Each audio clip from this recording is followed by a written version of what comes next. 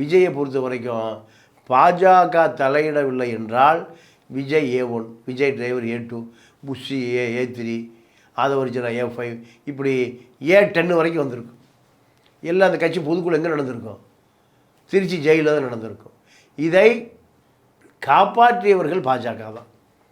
பாஜக தலையிடலைன்னா அசராக்காருக்கு என்ன பண்ணியிருப்பார்? எல்லாத்தையும் வெளிக்கொண்டு எல்லாம் A1 to A10 வரைக்கும் என்ன நடந்தது, எத்தனை ட்ரோன் பறந்தது, அந்த கேரவனுக்குள்ளே எத்தனை பேர் இருந்தாங்க, எல்லா ரகசிய சதுரங்க வேட்டை டைரக்டர் வினோத் அந்த வேலையில் இருந்து இந்த ஜனநாயகனை காப்பி பண்ணிட்டு இருந்தாருங்கிறாங்க. அப்படியா? ஆமாம், உண்மைதானே. அந்த ஃபுட்டேஜ் சரி, உண்மை இல்லைன்னா எஸ்ஐடி கணக்க சொல்கிறீங்க. உங்கள் மடியில் கனம் இல்லைன்னா ஏங்க வழியில் பயப்படுறீங்க?